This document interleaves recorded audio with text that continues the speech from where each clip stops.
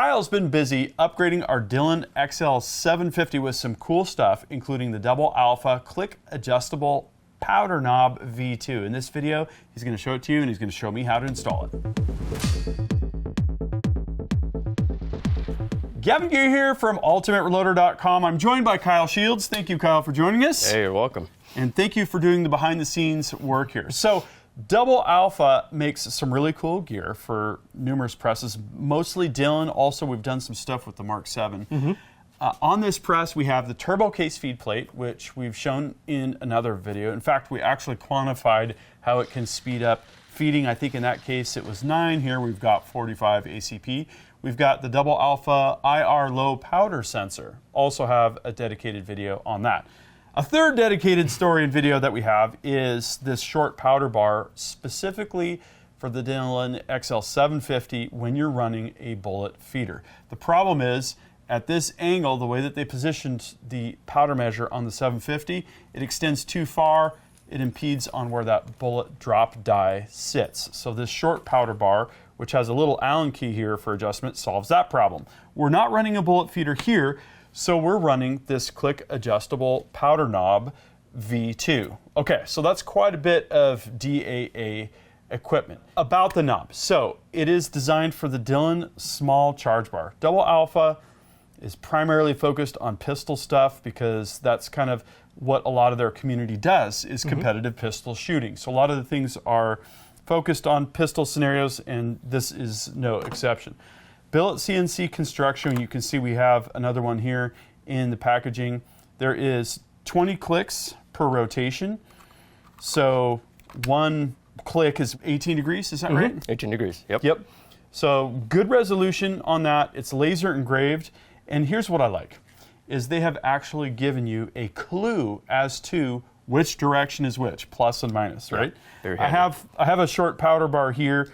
What you have to do is tighten this screw and it pulls the bar back, right? And that can be counterintuitive because with the faucet you would sort of open it up the opposite way. Here, tightening opens and loosening slows it down, right? Like that. Okay. So what's nice about the knob is it's got the engraved dial. It's got plus and minus and arrows on there. And what I like about it is that you could take a particular powder. We're using CFE-Pistol here. We're using Barry's 185 hollow base round nose bullets, right? We're going to get our load configured, and one of the notes that we could put in our little file or on our powder jug is how many clicks, you know, maybe for 10 clicks, how many grains of corresponding powder that would be. Right, because that's going to vary per different type of powder. So, yeah, that'd be cool to know. Yeah, definitely. And the installation is easy, so I'll have Kyle walk us through that next. So if I understand this correctly, you can actually install this just as the machine sits. It just basically pops right on. Right, yeah, it only takes a few minutes. You don't need to disassemble the powder charger or anything like that. No emptying your powder? No, nothing like that. You just basically pop it on, you're ready to go. Okay, so I'm going to get this out of the packaging and maybe we'll put it on this charge bar, which will be pretty easy to see.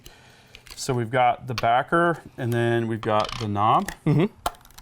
Okay, so this points up, is that right? Yep, so just install the back plate on facing up on the... So it's going to slide right on there like so?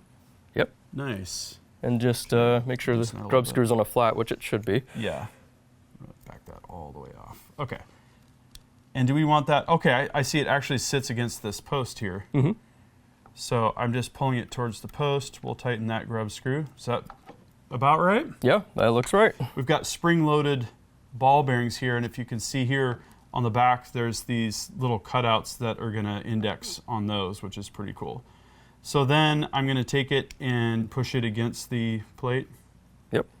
And just tighten the grub screw. You almost don't need instructions with this guy, huh? No. Okay, so let's try it out.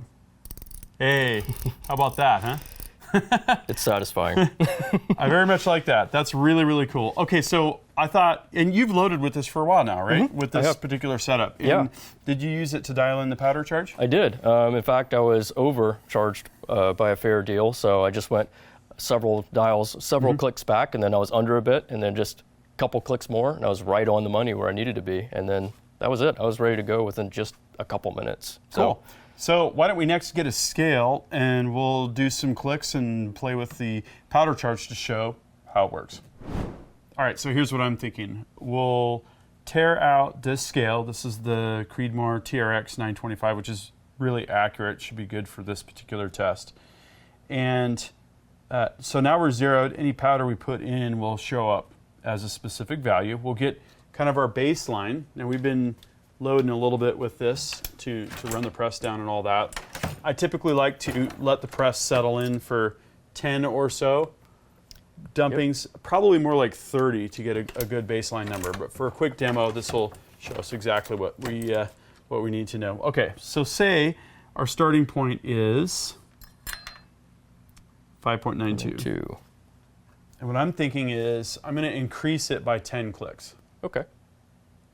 3, 4, 5, 6, 7, 8, 9, 10, something like that. And now we're going to run this back up. Do our settle in, as it were.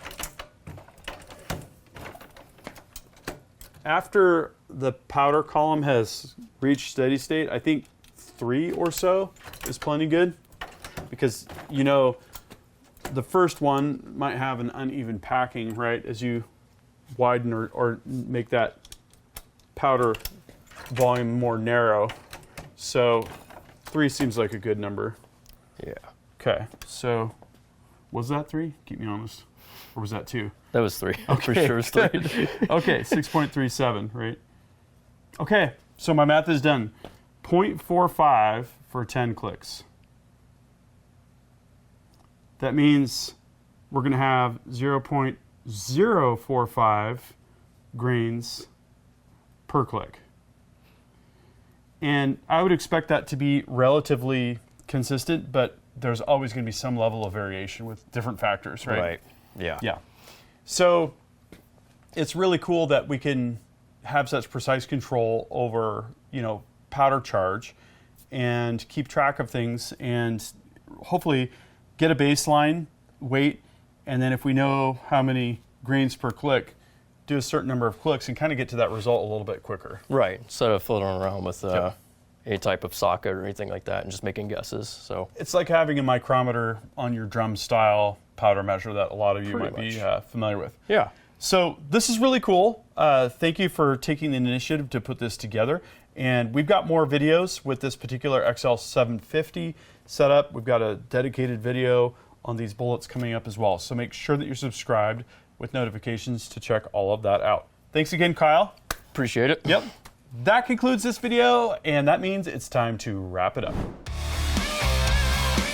I hope you enjoyed this video. Don't forget to like and subscribe. Also, we're on Facebook, YouTube, Rumble, where we've got unrestricted content, and Instagram. Make sure to follow us on all those channels. Ultimate Reloader also has a commercial solutions division serving law enforcement, the military, and the gun industry. We have some unique capabilities, including a comprehensive suite of recoil testing and evaluation capabilities, trigger profiling, and more. If you're interested in custom rifles like what we build here on the channel or gunsmithing services, you're going to want to go to rifles.ultimatereloader.com and get on the wait list. If you want to learn lucrative gunsmithing like what I show here on the channel, including building custom rifles and Cerakote plus a whole bunch more, you're going to want to check out the Colorado School of Trades, schooloftrades.edu. Thanks again for watching.